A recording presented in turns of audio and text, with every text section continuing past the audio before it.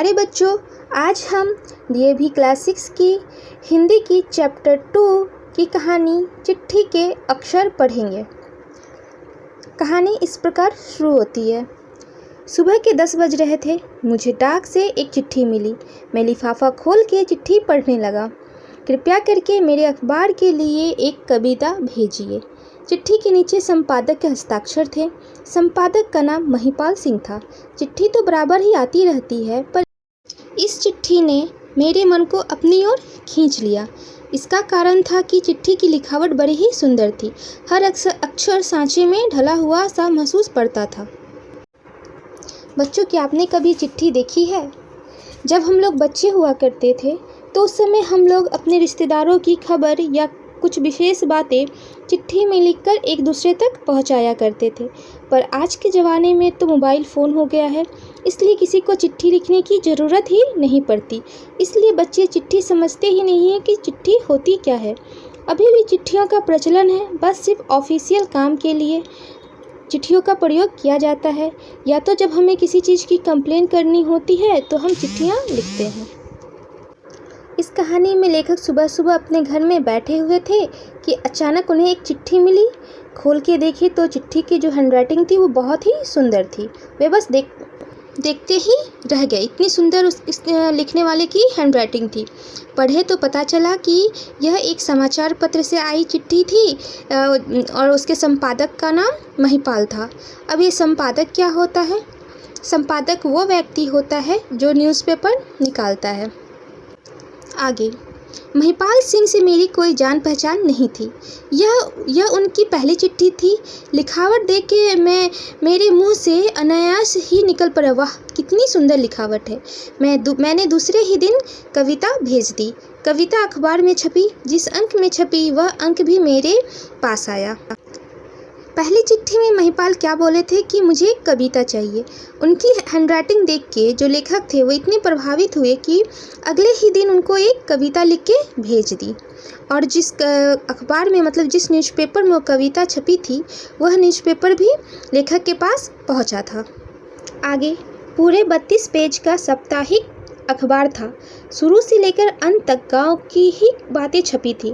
बड़े सुंदर ढंग से 7 दिनों के समाचार छाट कर छापे गए थे।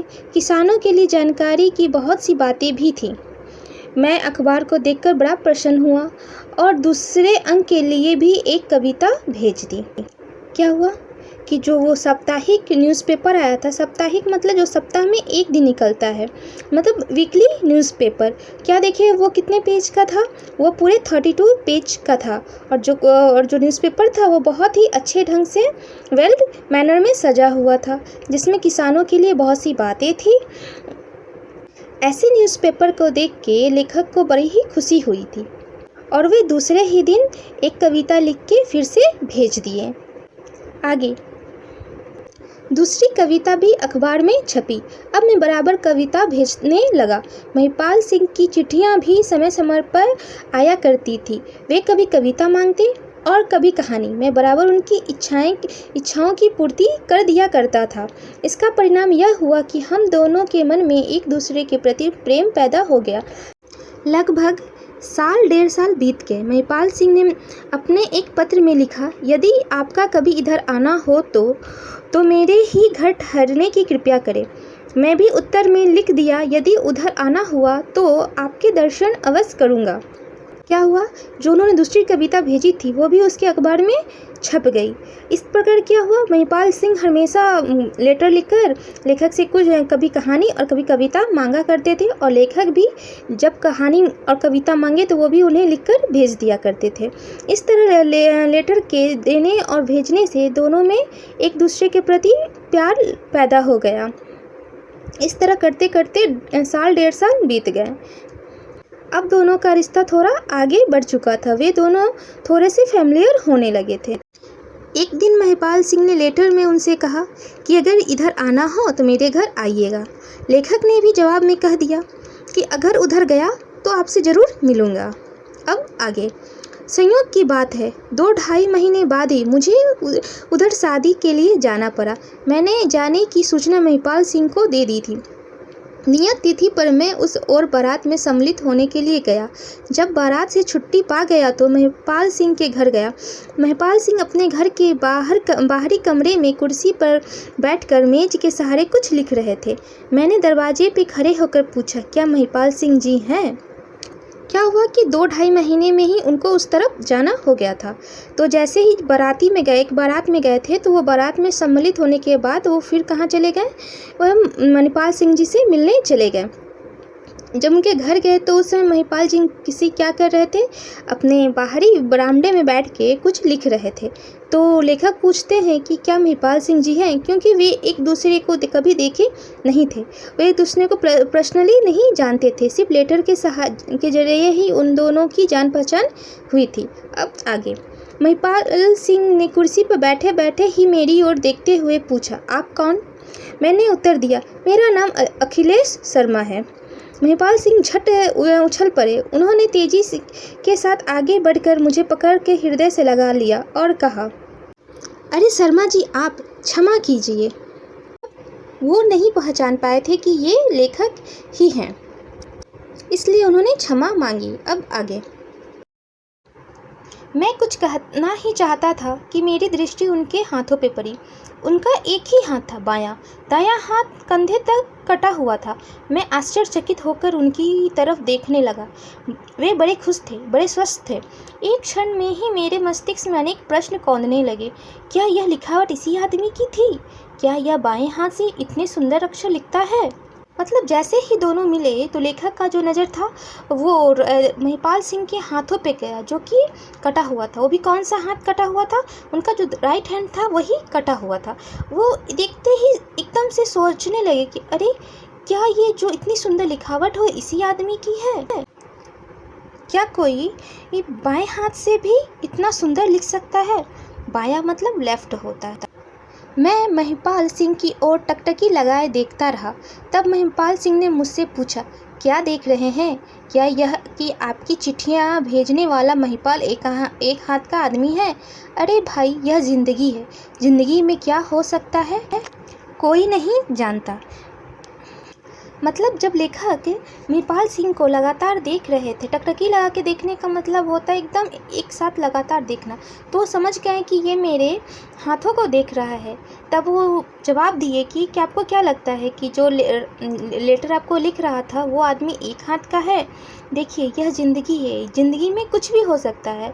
सच में बच्चों, ज़िंदगी में कुछ भी इम्पॉसिबल नहीं है। ज़िंदगी में कुछ भी हो सकता है। आगे, आप मेरे मन की बात भांप गए। मैं सचमुच यही सोच रहा था कि क्या आदमी बाएं हाथ से भी इतने सुंदर अक्षर लिख सकता है? महिपाल सिंह ने जवाब दिया, शर्मा जी, दाएं बाएं में कोई फ़र्क नहीं होता। जो गुण दाएं हाथ में होती है वही गुण बाएं हाथ में भी होती है। यह तो व्यक्ति पर निर्भर करता है कि वह किस हाथ से काम करना चाहता है। मतलब लेखक बोले कि अरे महिपाल जी, आप तो मेरे एकदम ही मन की बात समझ गए। मैं तो यही सोच सकता था कि कोई लेफ्ट हाथ से भी इतना सुंदर कैसे लिख सकता है। महिपाल जी क्या बोल रहे हैं कि दाएं बाएं में कोई फ़र्क नहीं होता है। ये तो उस आदमी पर निर्भर करता है कि वह किस हाथ से काम करना चाहता है। आगे, हाथ मुँह धोने के बाद जब मैं महिपाल सिंह के साथ चाय पीने लगा तो मैंने उनसे पूछा, ठाकुर साहब, आप बाएं हाथ से कब से लिख रहे हैं? महिपाल सिंह विचारों में डूब गए। कुछ देर तक सोचते रहे, फिर बोले, इस वर्ष मेरी उम्र 55 वर्ष की है। मैं 40 वर्ष की उम्र तक फौज में था। निशाना मारने में बड़ा तेज था। दाएं और बाएं दोनों हाथ से सटीक निशाना मारता था। क्या हुआ? जब लेखक महिपाल जी के हाथ हो रहे थे रुक गए, मतलब जाके फ्रेश हो गए, तो जब दोनों चाय पी रहे थे तो लेखक पूछ रहे हैं कि ठाकुर साहब, अब इस बाएं हाथ से कब से लिख रहे हैं? तो महिपाल जी थोड़ा देर सोचे और जवाब दिए कि इस बार मैं 55 वर्ष का हूँ, और जब मैं 40 ईयर्स ओल्ड था तब मैं कहाँ था? तब मैं फोर्स में था, और मैं निशाना लगाने में बड़ा ही तेज था, और मैं दोनों हाथों से एकदम सही निशाना लगाता था। अब आगे, संयोग की बात थी कि मुझे एक मोर्चे पे जाना पड़ा। एक दिन जब शत्रु को अपनी गोलियों का निशाना बना रहा था तो पास ही एक बम फटा और मेरा दाहिना हाथ कंधे तक उड़ गया। मैं गिर पड़ा। मुझे अस्पताल ले जाया गया। महीनों अस्पताल में पड़ा रहा। जब अच्छा हुआ तो सरकार ने मुझे पेंशन देकर सेवा से मुक्त कर दिया। सरकार ने मुझसे पूछा, सेवा से मुक्त होने पर मैं कौन सा काम करूँगा? मैंने उत्तर दिया, मैं पहले कुछ पढ़ूंगा लिखूंगा और फिर उसके बाद एक अखबार निकालूंगा। सरकार ने मेरे पढ़ने लिखने और अखबार निकालने का पूरा इंतजाम कर दिया। मतलब महिपाल सिंह एक फ़ौजी थे और निशाना बहुत अच्छा लगाते थे।